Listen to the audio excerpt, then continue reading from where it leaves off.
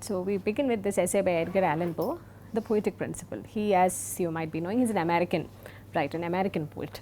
And one of his other significant works is a long analysis of, a critical analysis of the way in which he composed his poem, The Raven, which is also one of his most acclaimed poems. So in that he very clearly explicates how the process of writing a poem, and it has been much critically acclaimed, that work which talks about the process of writing The Raven. But people also have been very skeptical about Poe's prose work, which examines the process of writing, because they think it's like too clear and too technical. They also think maybe he was being a bit satirical in examining his own process of writing. Yeah. So Poe's prose writings are actually very interesting. It has a very different trajectory in comparison with his poetry. In fact, some of them don't even realize that he has actually written some criticism, and his rivalry with the other significant American poet, Longfellow, that's very legendary. There are even a series of these Longfellow battles. Longfellow used to pick these wars with many of his other literary contemporaries, and the debate that he had with Poe was perhaps one of the most interesting and the longest. It's also considered as one of the most one of the earliest instances of these celebrity literary feuds. Yeah. So having said that, we come to look at this work, The Poetic Principle. This is an 1850 essay. It's also one of his last published works, and this is a culmination of a series of essays, a series of talks, lectures that he used to give in 1848 and 1849. So this is also a version of those talks, which were very popular in those 2 years. So this is very evidently a part of American Romanticism. And we are looking at American Romanticism, and particularly this essay, in the context of our discussion on literary criticism in England, because this was the first major literary movement that crossed America, that influenced America. Also because they were still, in terms of a nation, in terms of an emergent literature, they were still a young nation. They were still dabbling with things and trying to figure things entirely on their own. And so we also find that though Romanticism, the influence of Romanticism had come from Europe and England, we find that the American literary writers, they had managed to evolve their own kind of romanticism, a very distinct kind of romanticism. So this is to showcase how a new tradition gets formed.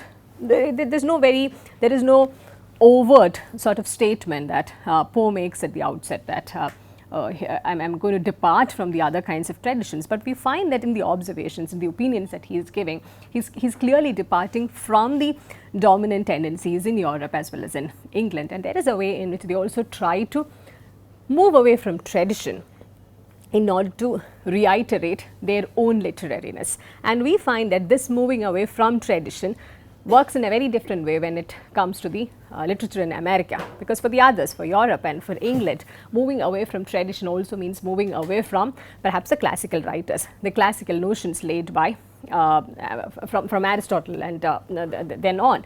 But for Poe, when he is trying to move away from tradition, it's also trying to move away from the clutches of the principles laid by within Europe and England. He does not explicitly state that, but we find that movement, those moves are very evident as well. Yeah. So this is we find a lot of personal opinions of Poe also dictating his poetic formulation, his ideas about different kinds of yardsticks to be used and so on. So and there is a way in which we realize that not just in England, we do find that the personal opinions of the literary critics, they do begin to form the basis of principles as well, because there's a lot of focus on individual opinion, on individuality, and there's no need for them to rest on any tradition to have to get their opinions endorsed. So we find the same sort of thing getting explicated in Poe's works as well. Yeah. So it's a very direct sort of a text which does not try to profess its own opinions. He's very unapologetic in stating certain things, and there is sometimes when he feels that there's no need to give a rationale for some of the distinctive moves that he's making, he does not bother to give that either. So we can find that it gets straight to the point from the beginning of the essay itself, in the first sentence, in speaking of the poetic principle, I have no design to be either thorough or profound. So, he is talking about the poetic principle, and in this entire essay we find that he rarely digresses from it. The entire discussion is on poetic principle and based on his beliefs, based on his own yardsticks and the ways in which he has formulated the idea of poetry and what should contribute to the poetic principle. And he has clarified right at the outset that he is not trying to be profound. We do not find that sort of, the romantic profundity in any of the things that he says. It's very straightforward.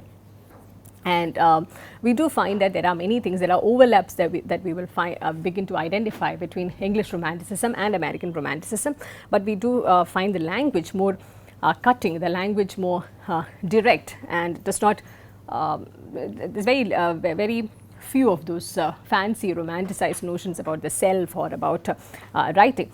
So, and he does not claim that this is a thorough kind of a study either. It's based on entirely his personal opinions and his personal principles that he believed in while composing his own poetry.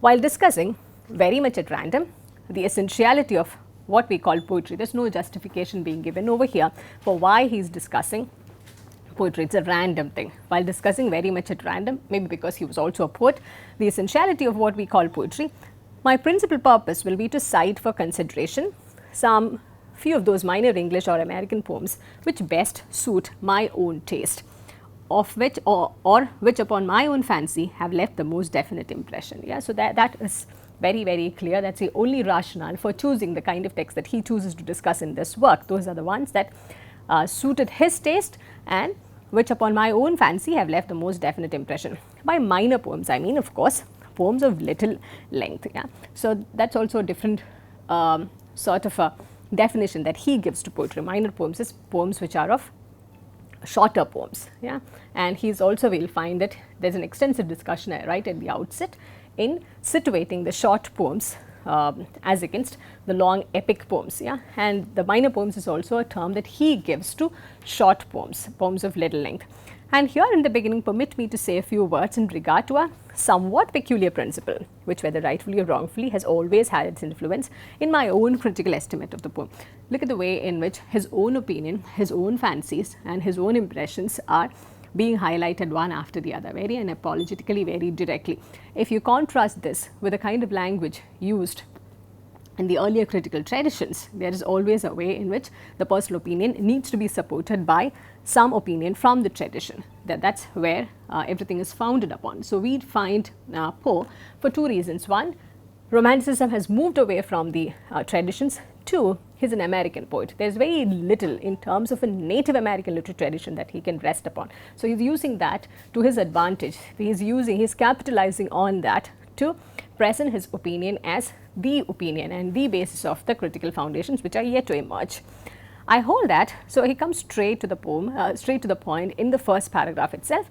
I hold that a long poem does not exist. Yeah? It's a very radical statement to make, where he's disowning, he is delegitimizing, and he is seeing absolutely no literary value in long poems, epics. I maintain that the phrase a long poem is simply a flat contradiction in terms. This is a complete departure from whatever opinion has been held traditionally, because traditionally most poems, as we know, they were very long. Yeah, epics were seen as the supreme kind of manifestation of human creativity, and even during the classical times, we know that epics and tragedies both were considered in almost an equal footing. So, that's a kind of standing that epic had, and almost all English almost all English writers who had left their mark as founding fathers, they all had written long poems. Yeah, some of them were called as epics, and some of them were long narrative exercises. Yeah, I need scarcely observe that a poem deserves its title only in as much as it excites by elevating the soul. Yeah, so we can find the directness of this prose from the beginning. There's no, there are no prefatory surroundings. There are no ornamented phrases over here. Yeah, so he believes in this idea of poem being able to elevate the soul. Yeah, we find that Longinus, in direct as well as in indirect terms, he we find his idea of the sublime getting invoked in many ways. So if you remember the essay that we had taken a look at while discussing Longinus, Scott James had identified him as the first romantic critic, yeah, and rightly so, because he is the one who's closest to the romantic imagination. He is the one, though Longinus does not get mentioned anywhere in this text or in most of the texts that we have taken a look at during the Romantic period, but you find that his ideas remain the closest to the romantic ideals. The value of the poem is in the ratio of this elevating excitement, but all excitements are, through a cycle necessity, transient. The degree of excitement which would entitle a poem to be so called at all cannot be sustained throughout a composition of any great length. Yeah, he's making a direct equation between the poem's ability to elevate the soul, to if you could use Longinus' phrase, what was it? To transport the reader out of oneself. Yeah, so that he says that cannot be sustained throughout a composition of any great length. Only short poems, the phrase that he uses in the beginning is only minor poems can perhaps hope to achieve that. Yeah, and yeah, after the lapse of half an hour, at the very most, it flags, fails, a revulsion ensues, then the poem is in effect and in fact no longer such. Yeah, so he's giving a duration, yeah, for the length of a poem. Maybe for half an hour you can sustain it, and after that it fails. Yeah, and it's a very serious word to use in this context, fails. The poem after that, it fails, and in fact no longer such. The poem ceases to be. So any composition of a greater magnitude, of a greater length, cannot sustain this kind of elevation. If it fails in elevating the soul, then it ceases to be poetry. So he's completely dismissing the grand ideas associated with epics, with long poems, and saying that that is not good imagination at all, that is not good poetry at all, and by extension he will go on to say that that's not even poetry. Yeah, you need not even find any merit in these long poems. He's very, very direct in his statements, and he does not even give any leeway for exceptions to be situated either.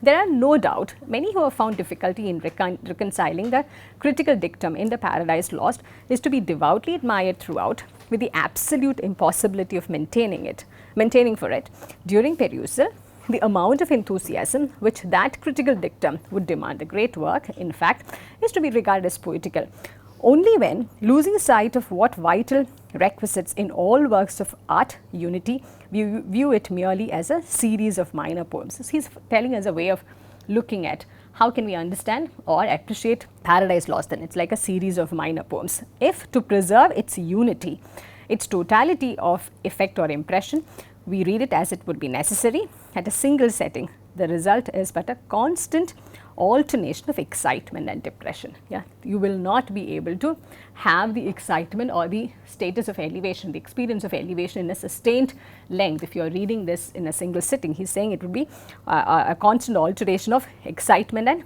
depression. After a passage of what we feel to be true poetry, there follows inevitably a passage of platitude, which no critical prejudgment can force us to admire.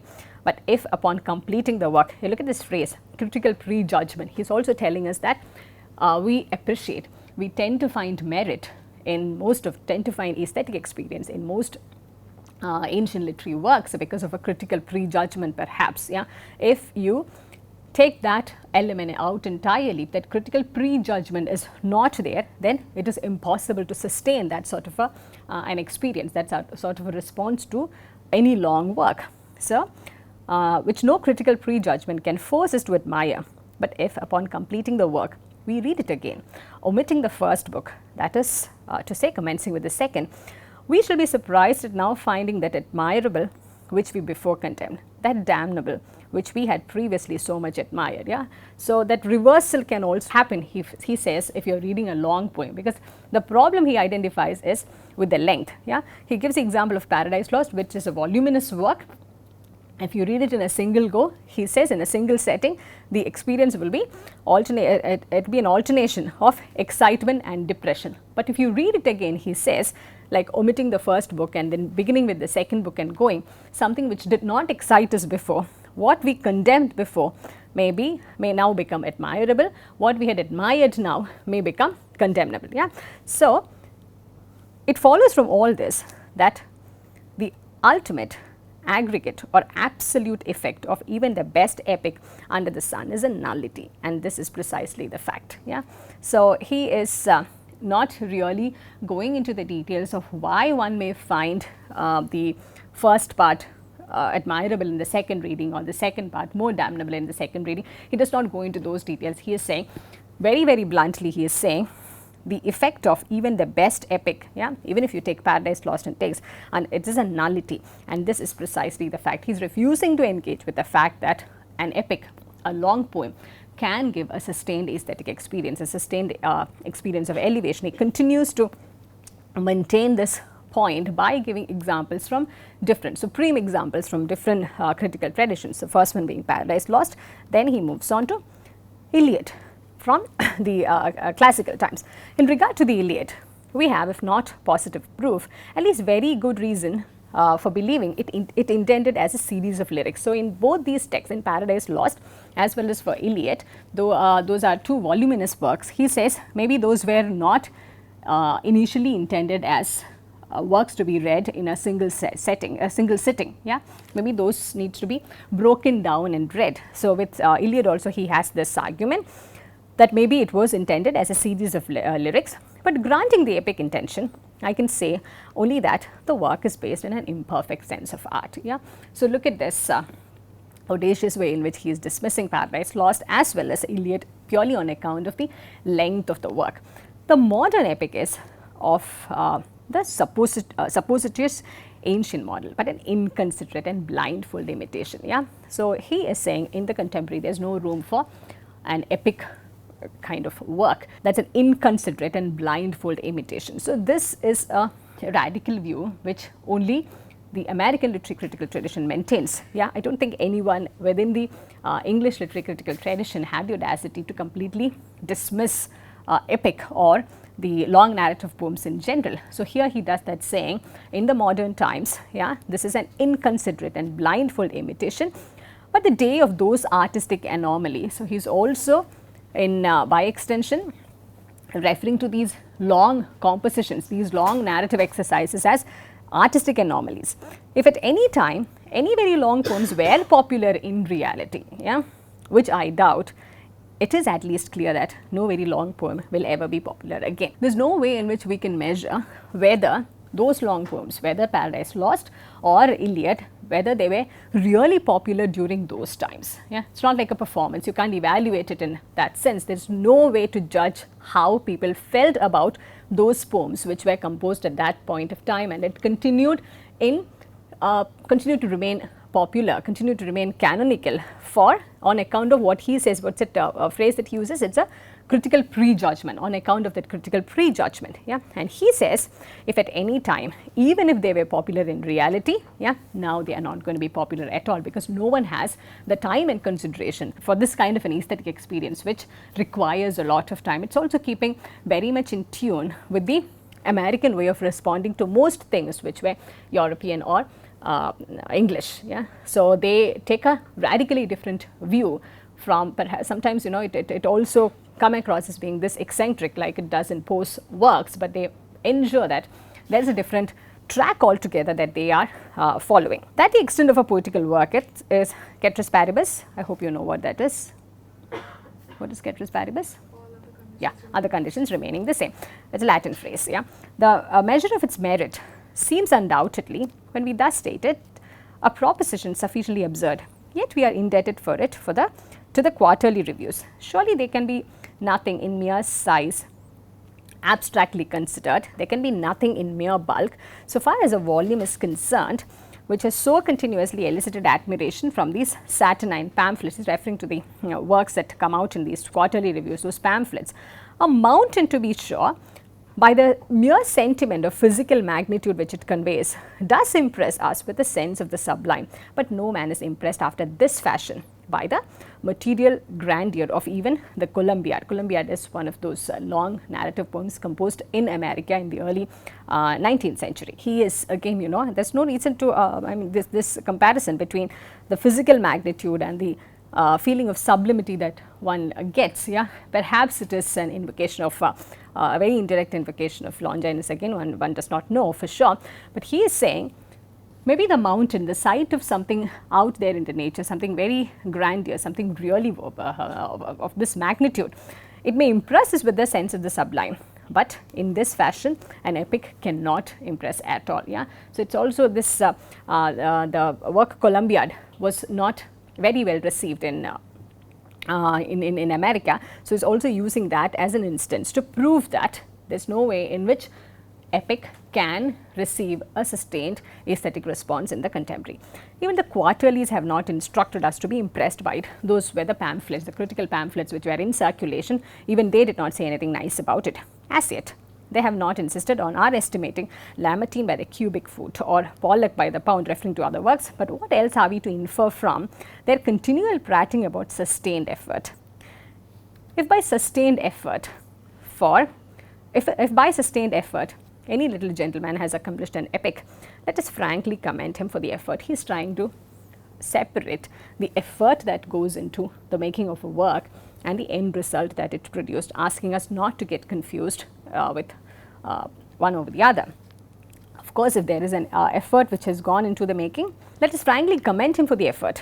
If this indeed be a thing commendable, look at the cynicism also. That's something that we find consistently in post literary works. He's very, very cynical about too. Yeah, he is very cynical about whether the epics were popular in the first place, and he says, even if those were popular, I don't have the time to engage with it now. The point is, now they are not popular, they cannot have a sustained effort. Yeah, and now he's saying, even if one were to commend someone on the sustained effort that produced an epic, and he's saying, there comes a cynical comment within brackets. Yeah, if this indeed be a thing commendable. Yeah, but let us forbear praising the epic on the effort's account. Yeah, so forget about that effort. What about the result? What is the result that comes out? It is to be hoped that common sense in the time to come will prefer deciding upon a work of art rather by the impression it makes, by the effect it produces, than by the time it took to impress the effect, or by the amount of sustained effort which had been found necessary in effecting that impression. Very utilitarian, very direct. We also find that very much in keeping with the many attitudes that were to dominate the American culture in the decades to come. Yeah, decide the work by the end result. Do not take into the account the effort that went into it. If at all the effort had to be commended, okay, commend it, leave it at that. Do not get that confused with the notion of literary merit. That does not amount to the aesthetic experience at all. That does not add to elevating the soul at all. If someone has put in some effort for something, that does not necessarily translate to the effect that that work had on the readers. The fact is that perseverance is one thing, genius is quite another. Yeah, that's a very important radical thing to state as well, saying that, of course, I do admire the perseverance that you had put in. If you had to, if you had to spend 30 years to write something, of course, I appreciate that, I acknowledge that, but do not for a moment think that that can be equated to genius. Yeah.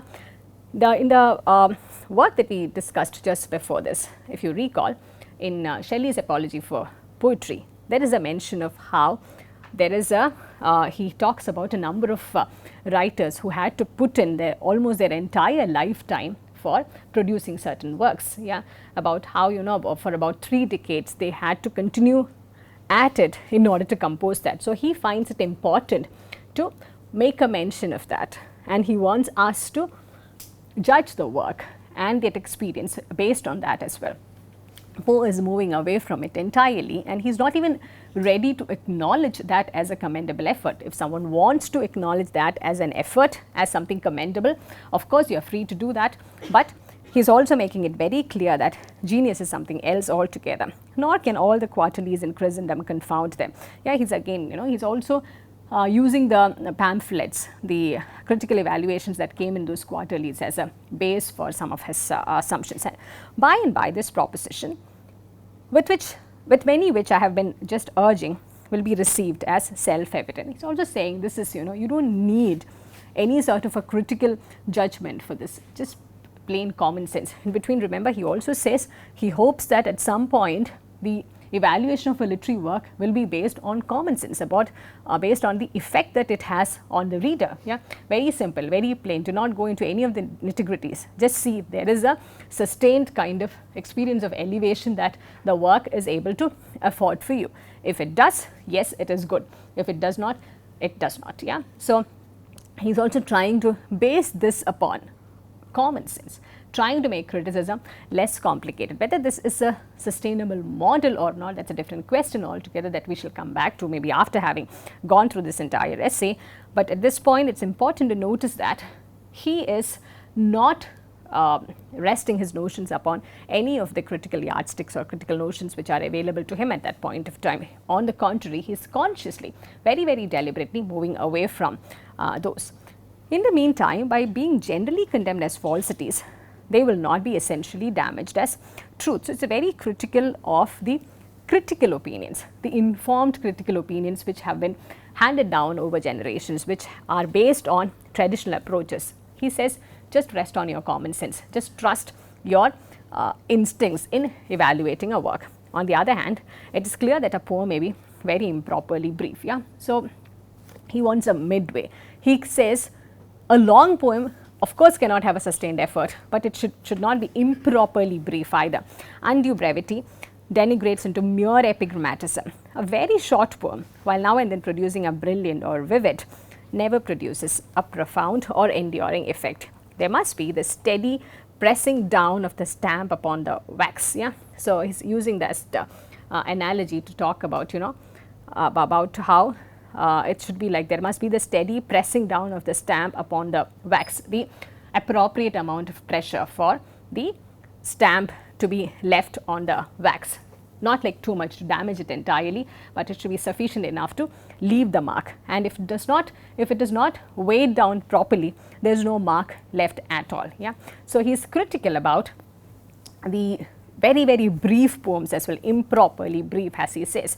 And by now, we also have got a hang of his attitude that it's very personal, and he does not try to, it's very cynical, it's very personal. He does not try to get the opinion of, get the critical support or the critical endorsement of anything that is that they are used to going by during that time. Beranger has wrought innumerable things, pungent and spirit stirring, but in general, they have been too imponderous to stamp themselves deeply into the public opinion, and thus, as so many feathers of fancy have been blown aloft only to be whistled down the wind. He is again giving examples from the contemporary where it wasn't long enough or it wasn't powerful enough to stamp themselves deeply into the public opinion. Yeah.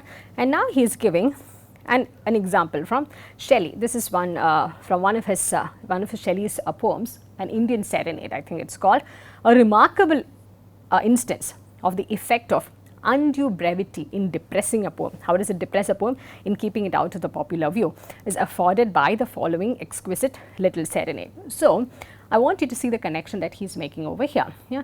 A short poem, he says, it does not have that kind of length or that kind of pressure to reach the public. Yeah. It fails to leave a mark upon the public opinion. Yeah. So, he also, like most of the other things that he has said, he's not really told us how does that happen.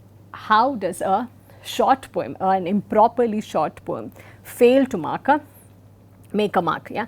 But of course, he is giving us a couple of examples of good poems which did not get much visibility. This is one of Shelley's poems which did not get the kind of attention that many thought it should. Very few perhaps are familiar with these lines, yet no less a poet than Shelley is their author. So, Shelley was a very, very popular author, not just in England, but in America as well as in Europe. Yeah.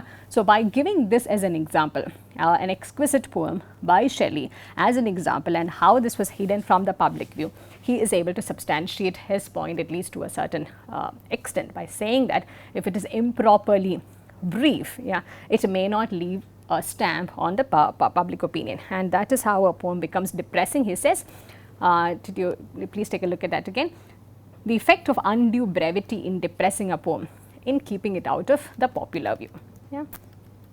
So, popularity also becomes a way in which the merit of the poem is recognized, and this is in tune. If you look at the principles that he's laying out over here, they're quite similar to one another. The earlier one was common sense, about how a reader, he's not even qualifying the reader, he's not talking about a reader who's informed in certain kinds of scholarship, he's not talking about a reader who's familiar with certain kinds of traditions, he's only saying if there is a sustained aesthetic experience, if there is an aesthetic experience which has a sustained kind of elevation, yeah, okay, then it is good, but do not confuse it with the other kinds of details, and no one has the time or energy to stay with a long epic, and he thinks that, you know, no one ever had perhaps, and here he is saying it's all about popularity, yeah. If it is very brief, and he is giving two examples over here, the other one is, these their warm yet delicate and ethereal imagination will be appreciated by all,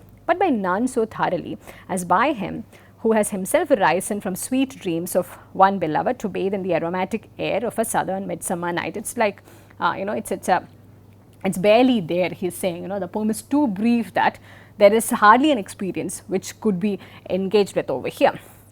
One of the finest poems by Willis, yeah, that's Nathaniel Parker Willis, one of the contemporary poets in America. The very best in my opinion, which he has ever written, yeah, that's his, again, you know, here he is also making a fine distinction between his opinion of the poem and the popularity of the poem. And we find that somehow the popularity of the poem, the public opinion of the poem seems to have an elevated status over that personal opinion that he has. Yeah.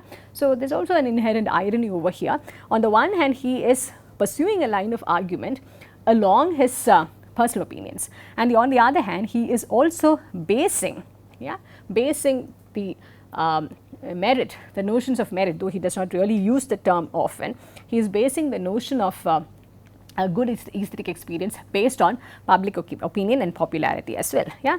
So, coming back to this, right, one of the finest poems by Willis, and the very best in my opinion, which he has ever written, has no doubt through the same defect of undue brevity. So, this long voluminous works such as epic length or the short poems, and now this is seen as an undue brevity, been kept back from its proper position, not less in the critical than in the popular view. Yeah.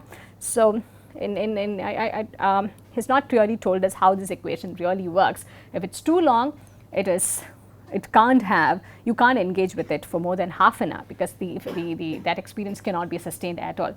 If it's too short, yeah, it does not reach the public view, and not reaching the public view is also seen as a defect over here. It gives this poem from Nathaniel Parker Willis.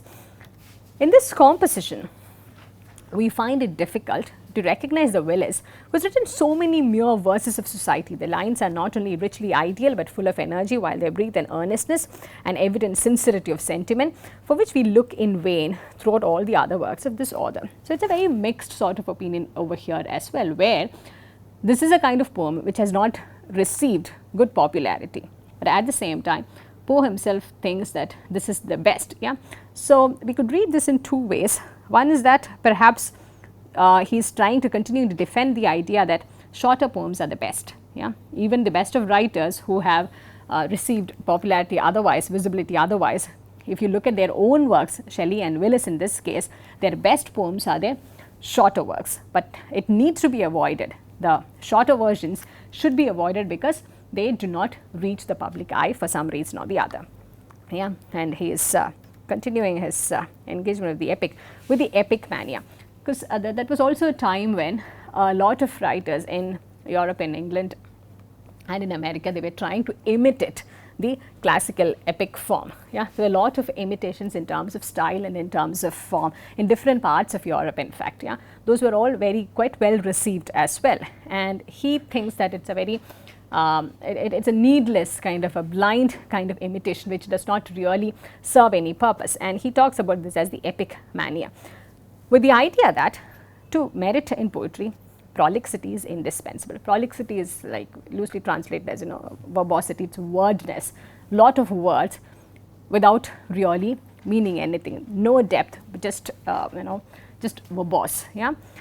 While the epic mania has for some years past has been gradually dying out of the public mind by mere dint of its own absurdity, we find it succeeded by a heresy too palpably false to be long tolerated. He was also believing that, maybe this is that epic mania is soon dying out after that surge of popularity that it had in terms of the imitations. The 15th, 16th and 17th centuries actually saw a lot of epics being produced in imitation to the classic model. Now he comes to another point that he is trying to pursue about a kind of heresy which he refers to as the heresy of the didactic. Yeah? And that is again a radically different notion from the earlier traditions, but we also find significant overlaps with the English Romanticism. I allude to the heresy of the didactic. Much has been written about this phrase that Poe used, the heresy of the didactic. It has been assumed tacitly and avowedly, directly and indirectly, that the ultimate object of all poetry is truth. Yeah? Every poem, as it is said, should inculcate a moral, and by this moral is the poetic merit of the work to be judged. We saw that in most of the works that we had engaged with so far about the power of literature to morally edify. There should be a truth that one could engage with. Literature itself was seen as something truthful. But in English Romanticism, we find that the idea of the truth, either it gets replaced with beauty or it's intertwined with the idea of beauty. Yeah?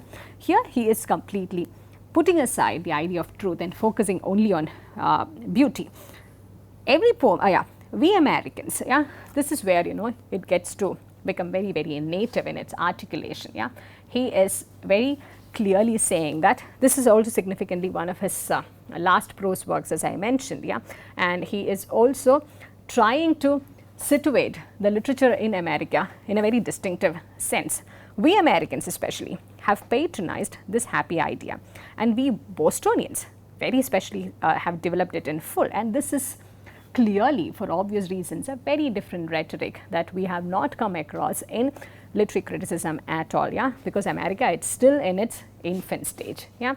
And no one else has begun talking about American literature. They begin by making their own tradition, their own scholarship, by attributing things to themselves. We Americans, and particularly the Bostonians, have very especially have developed it in full. Yeah? About their belief that poetry is not entirely based on truth or morality. We have taken it into our heads that to write a poem simply for the poem's sake and to acknowledge such to have been our design would be to confess ourselves radically wanting in the true poetic dignity and force. Yeah? And look at also the change in the pronouns over here. Till this point of time, it was very clear that it was his own opinion, his personal opinion about poetry, about different works, about his individual opinions. Now it suddenly becomes a collective thing, about we Americans and what we believe in. Yeah?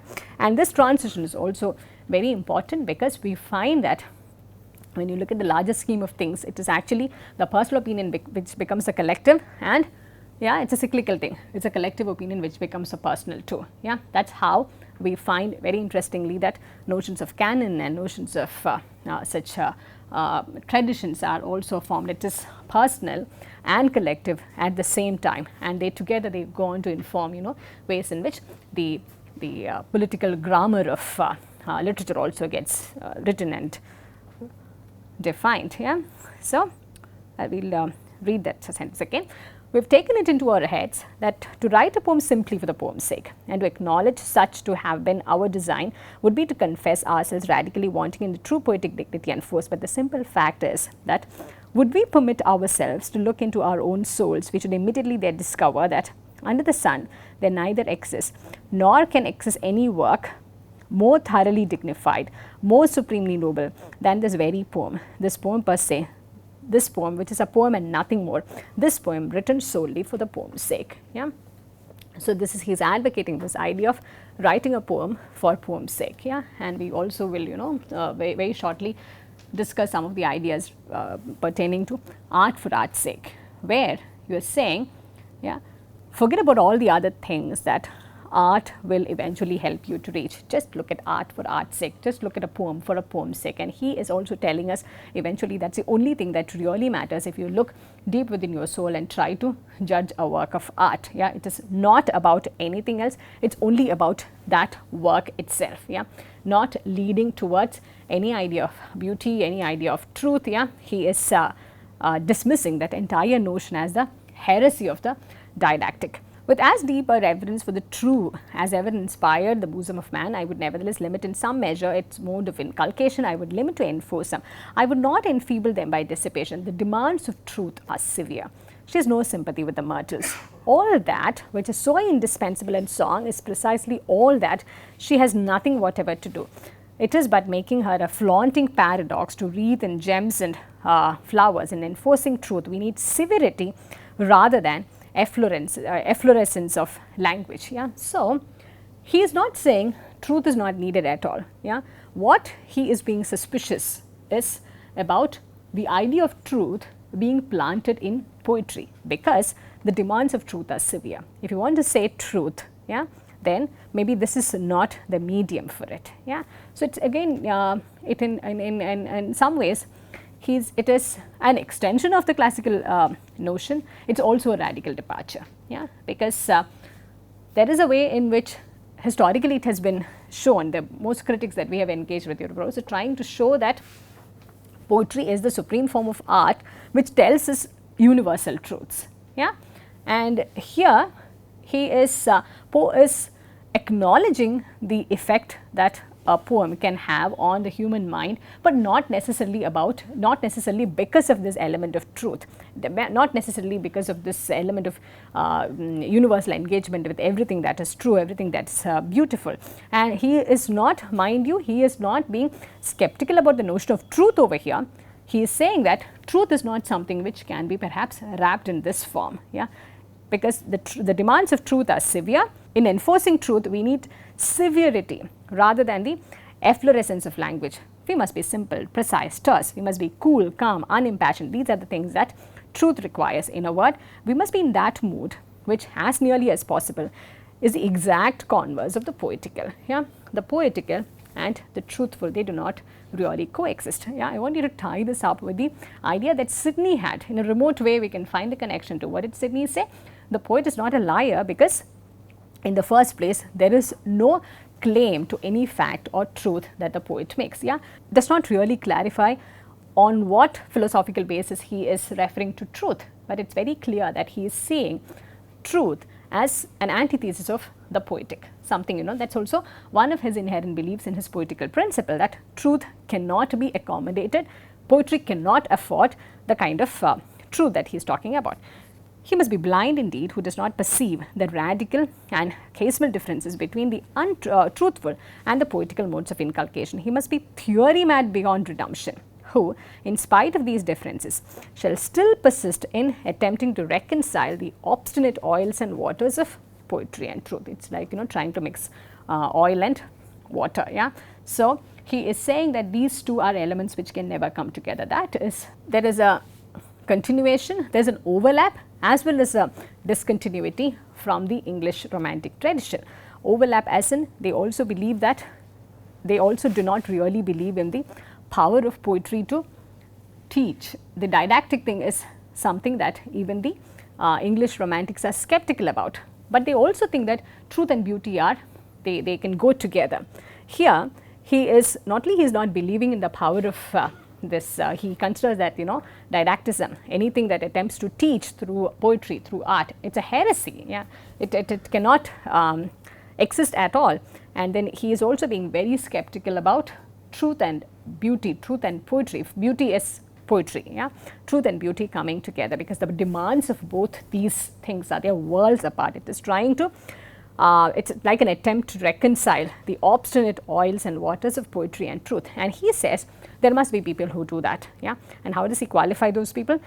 They must be theory mad beyond redemption. Yeah, someone who's he's very, very aware that he is going against the grains of some of the fundamental theoretical principles of romanticism as well, where beauty and truth go together. Yeah, and this is the way in which he is able to have an individual opinion as well as a very American opinion about the way in which literature should be perceived and the way in which say poetical principles should be laid out. Right. We'll wrap up with this in the following sections. This is also a fairly long essay, but halfway through the essay you will realize that much of this length is on account of the long quotations that he uses as well. Yeah.